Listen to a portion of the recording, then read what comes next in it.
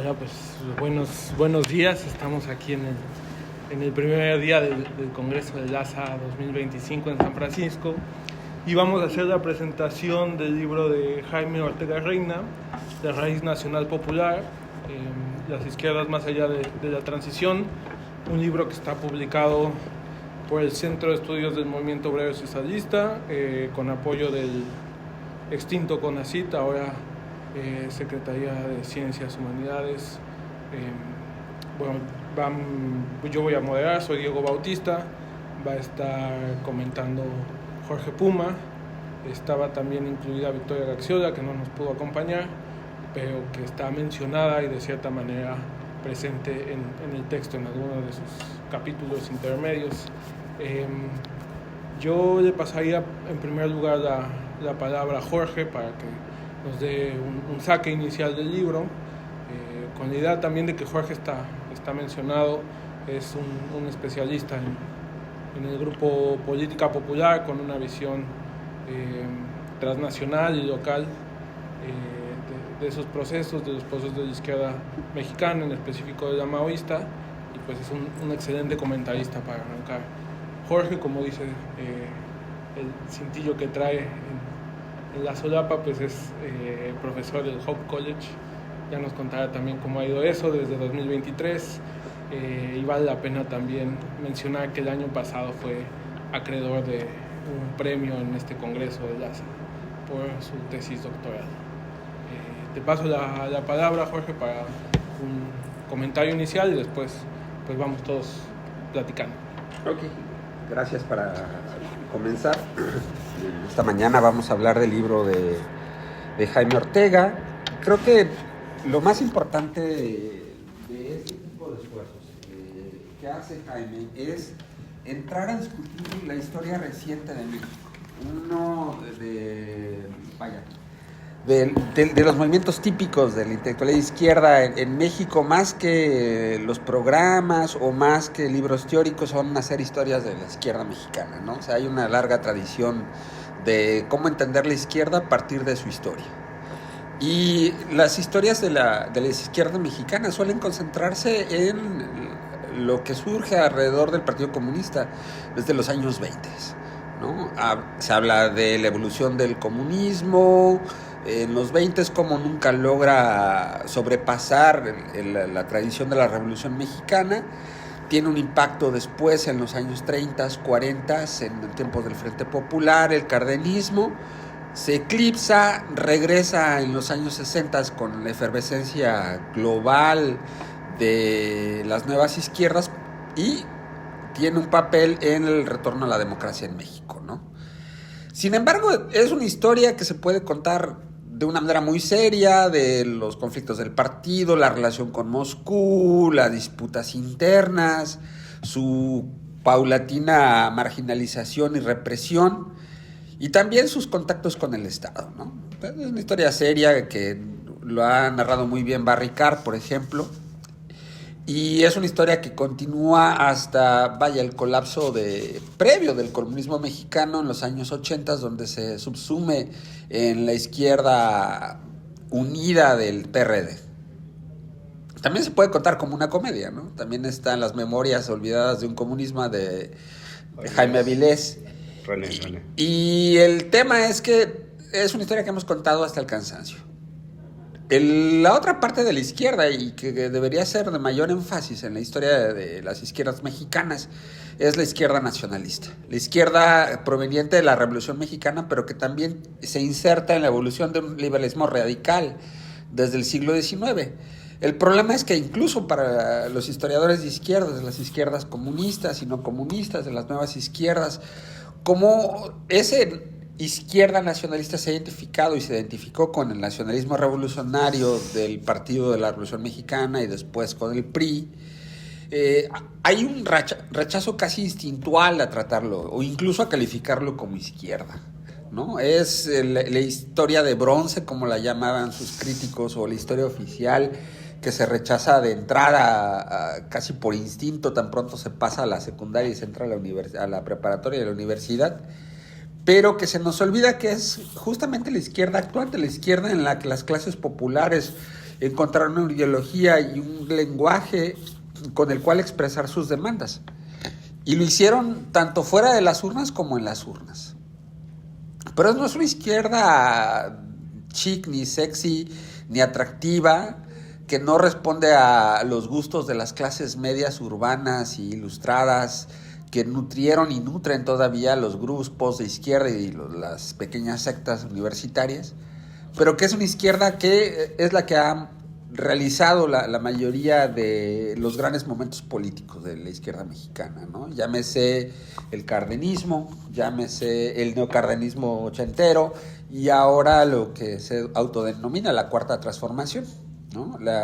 Que asume justamente esta historia de las luchas populares que van de la independencia a la revolución y asume como un momento de una revolución, por no llamar revolución a las transformaciones, ¿no? Justamente un poco la típica, llamaría humildad mexicana a la hora del hablar, no le llamamos revolución, llamémosle transformación, ¿no? Muy de centro de México.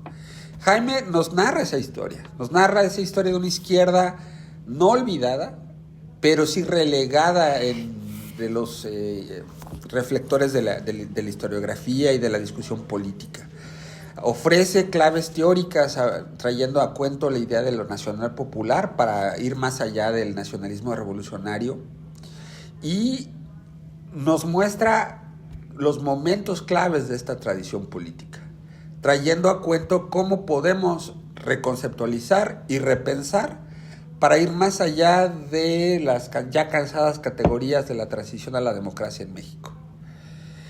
En ese sentido, lo único que habría que decir de este primer saque de Jaime es que tenemos que ir más allá de la izquierda nacional revolucionaria o nacional popular a nivel nacional, regresando a la nacional, y movernos a lo local, porque es en lo local, en las historias de los maestros de pueblo, en los activistas de las capitales provinciales, pero también de los lugares rurales, donde esta izquierda nacional popular realmente se forja y le da un impulso que traspasa las paredes de las aulas y de los periódicos, ¿no? Hay experiencias políticas que deberemos rescatar, como el gasconismo en Nayarit, por ejemplo, ¿no? Que de cierta manera prefigura lo que pudo haber sido un obradorismo derrotado a nivel nacional, que por mucho tiempo parecía hacer la vía, que es otra vía de acceso a lo transnacional por sus contactos con Moscú, por ejemplo. Entonces, este tipo de experiencias locales que me atrevería a decir están en los orígenes políticos de muchos de los activistas de la otra izquierda, ¿no?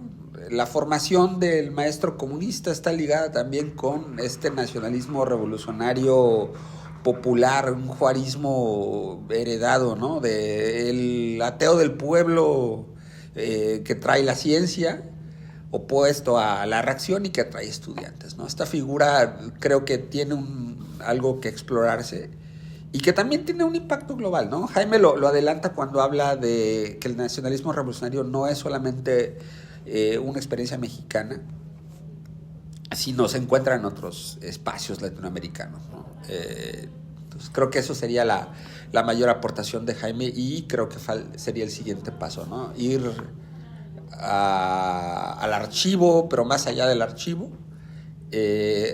para reconceptualizar, ¿no?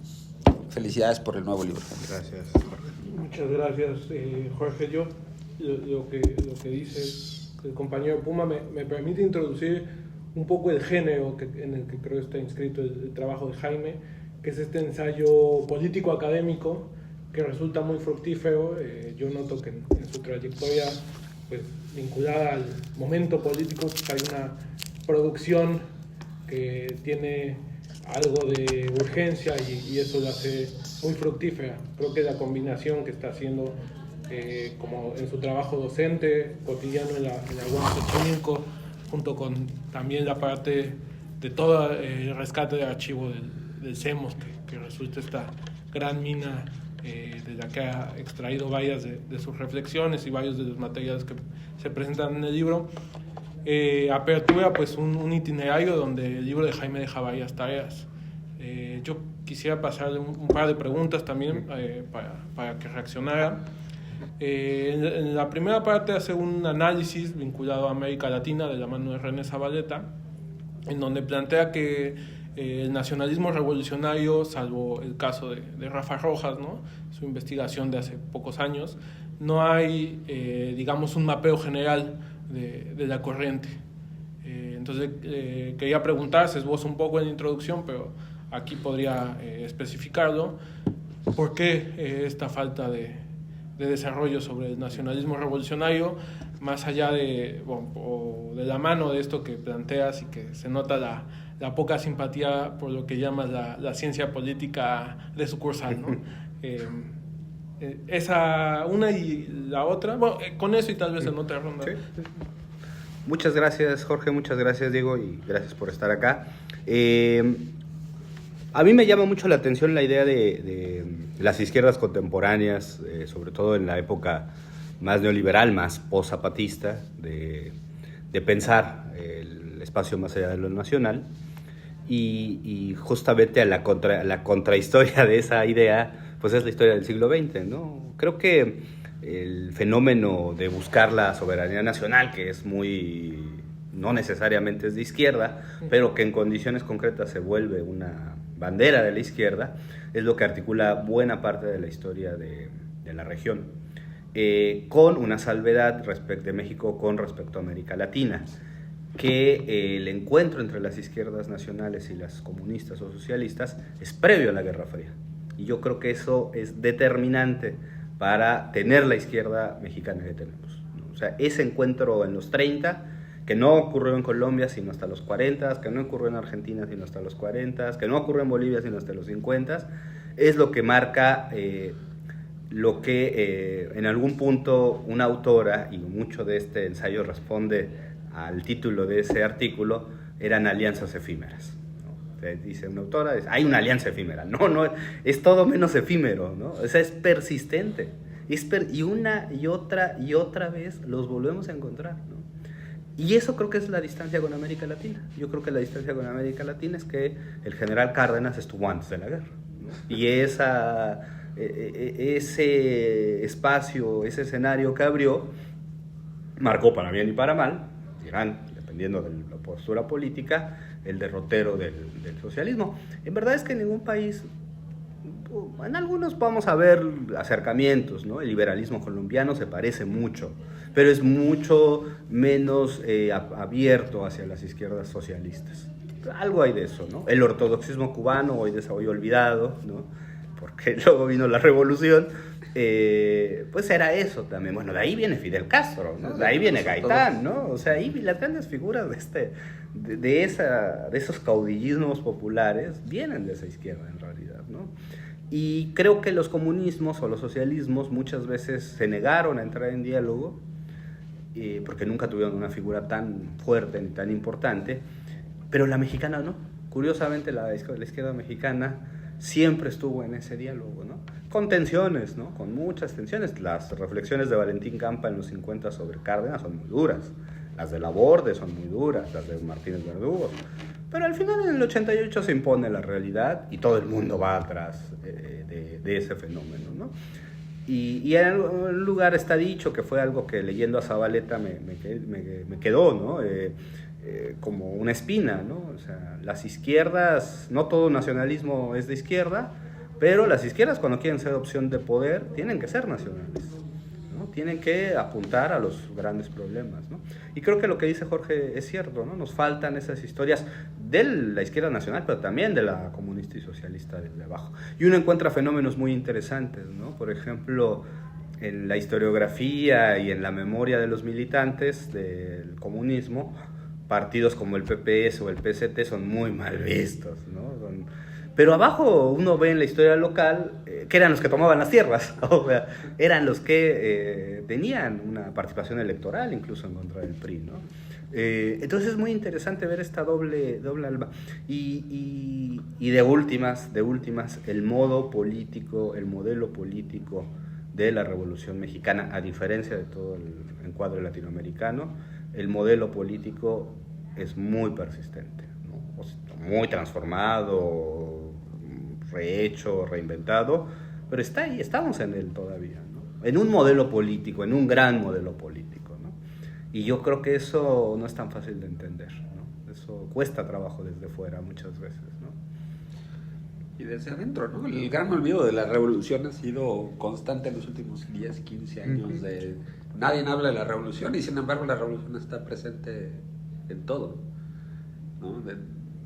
Creo que hay una desconexión justo de esta ciencia política de sucursal de los educados acá frente a, vaya, el material político con el que la gente actúa, que sigue siendo, al final del día, el lenguaje de la revolución.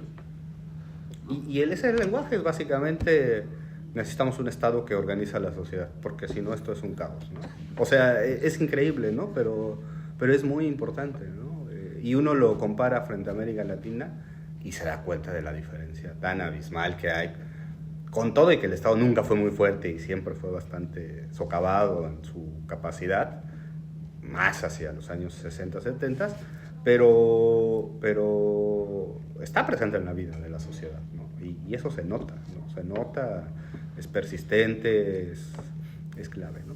Y lo de la ciencia política de sucursal era una idea que ya traía trabajando, que yo veía esta idea del partido hegemónico, ¿no? De Sartori, por acá y por allá, y un día voy a releer un texto que leí en la licenciatura y me doy cuenta que son 8 páginas, con literatura de los años 50, refiriéndose a los años 50, y se quedó como la gran explicación, es decir, es la premisa de un conjunto de... nadie la cuestiona, ¿no?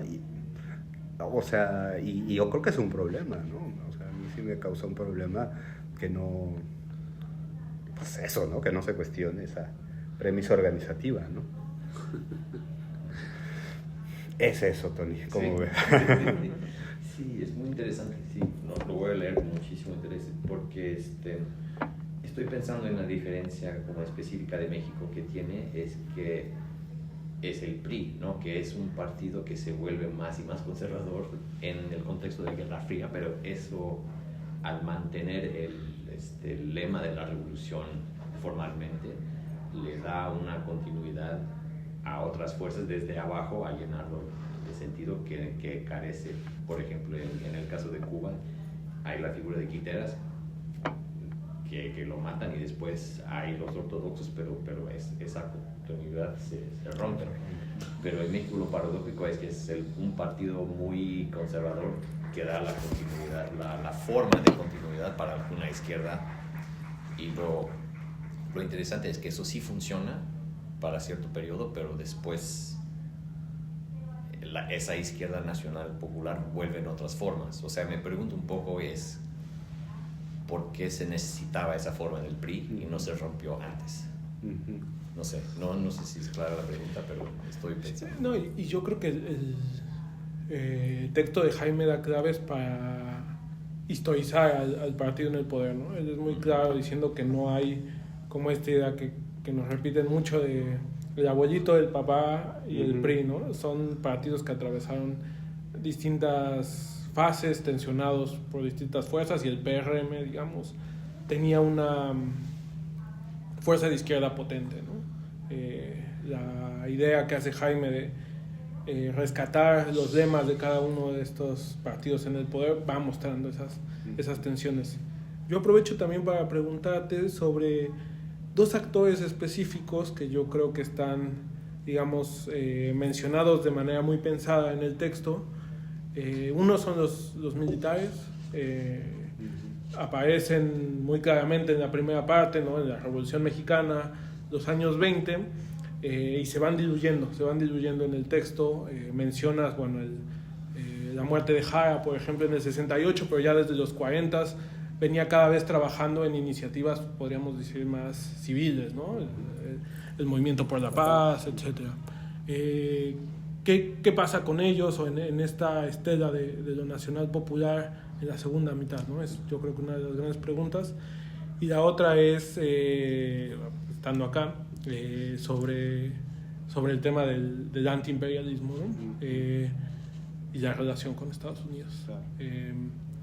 La izquierda nacional popular mexicana sería también por definición una izquierda que va con, contra y más allá de los Estados Unidos.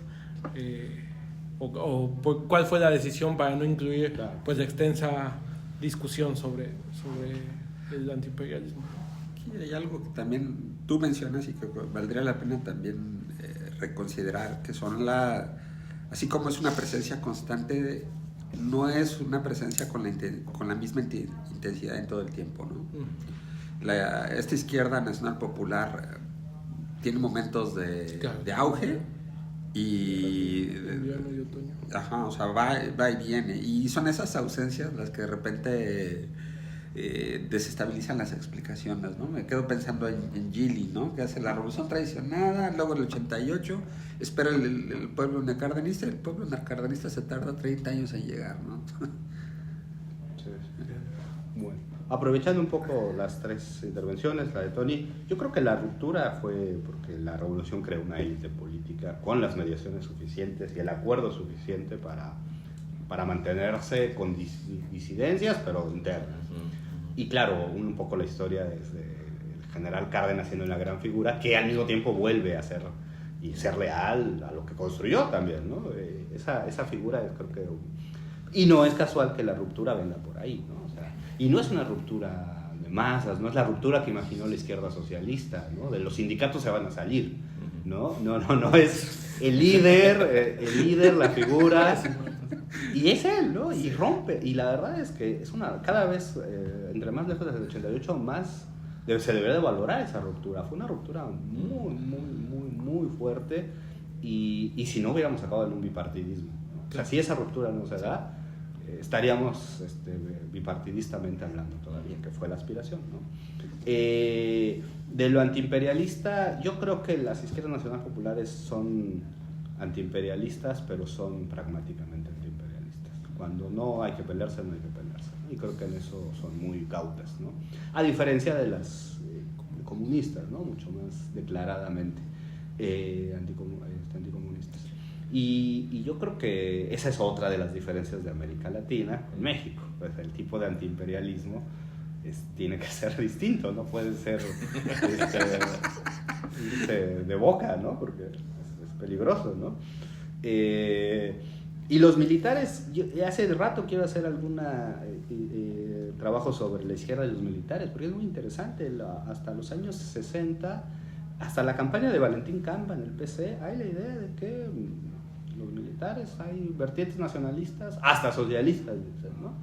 Y bueno, el discurso de Cuauhtémoc, creo que antes en el cierre de campaña, le dedica, Cárdenas en el 88, le dedica todo un espacio a decir, bueno, las Fuerzas Armadas tienen que respetar, sabemos que lo van a hacer, ¿no? Creo que fue la izquierda autonomista la que vio con mayor reticencia, por obvias razones, al ejército, pero en las izquierdas socialistas es persistente el trato más de autonomía, ¿no? Es decir, de darles un lugar político a los militares, ¿no? Y que efectivamente la propia historia del poder tiene el poder político mexicano en el PRI. Dice, los militares se retiran en 46. No. Se quedan gobernando los estados, ¿no? Se quedan al frente del PRI. Todavía un rato se quedan al frente del PRI, no todos, claro, los primeros son militares, ¿no? Entonces, bueno, esa historia, ¿no? Y bueno, me salió un ensayo más que un libro, es muy pequeñito, la verdad es que faltan muchas cosas por hacer, pero... Y además me preocupa, porque, por ejemplo, no tenemos ninguna cosa reciente sobre el 88. No hay un trabajo reciente sobre lo que significó, lo que fue, o sea, no hay, ¿no? O sea, es muy preocupante, ¿no? Estamos mirando, ¿no? Es muy peculiar. En parte porque el liderazgo político contemporáneo nos mandó al siglo XIX, ¿no? O sea, hay que pensar a Juárez, ¿no? No, y porque también parte de la superación del problema de formar la alianza fue mandar al PRD al olvido, ¿no? Parte. Que es un poco irónico porque casi todos los cuadros pasaron por ahí. Todos, sí. Pero sí, el olvido del 88 es brutal, ¿no? Cuento Edipal, ¿no? ¿Qué? Edipal. Yeah, we have to kill the fodder too. But at the same time, it's like part of the coalition that ended up creating the meat of the 88 was absorbed by the right. They're the ones who still very fondly criticize having Bartlett in the government, for example. No? When, almost everybody on the left forgave him. It's like, okay, now he's the one who's defending the oil. Right. The point is not democracy, it's... Sí, claro. Lo importante es el petróleo. Sí. Y es muy interesante porque cuando uno revisa los archivos del SEMOS, papá Bartlett defendido por los comunistas, ¿no? Era el candidato de los comunistas no sé, en Tabasco, en Puebla, ¿no? Entonces, bueno. Espera, había algo ahí. La jornada de todos los 90 hablaba de los militares como los votantes del PRD, ¿no? O sea, decían que la tropa, Sí. por origen geográfico y por clase popular, Claro, sí. decía que en las casillas donde votaban los soldados ganaba Cuauhtémoc, ¿no? O sea, esta relación de tensión creo que es más una herencia de la tradición guerrillera que de la izquierda política electoral. Jaime lo dice y se puede rastrear con todo el tema de los presos políticos, ¿no? Cómo hay una construcción simbólica sobre la defensa de los presos políticos más hacia el final del siglo XX, que está cargado de una emotividad después de la Guerra Sucia que antes, ¿no? Claro. Sí. No, incluso ahí encontré algún rastreo a Rico Galán, que lo matan preso, ¿no? En el 67, y cuando sale alguien le dice, bueno, ¿y el ejército? Y él dice, no, a ver, el ejército es el de Cárdenas, el de Jara, ¿no? O sea, no se desboca, ¿no? Eso es muy posterior, me parece, ¿no? Rojo Amanecer, ¿no? Claro. O sea, Claro, el abuelo habla con el soldado, nada pasa. El problema no son los soldados, es las fuerzas de seguridad que entran a hacer la masacre. La masacre no es el ejército. Y se nos olvida. O sea, yo creo que ahí hay un tema que falta historiar y problematizar. Y que de últimas, lo que vimos en los últimos 6 años con el ejército en realidad no es tan raro. O sea, tiene esa lógica, ¿no? Después hay que sacar y cuestionar las cosas, ¿no? Pero tiene esa lógica. Pues ves el contexto internacional. Necesitas. O sea, hay que cerrar porque nos van a... Bueno, pues muchas gracias, compañeros. Gracias.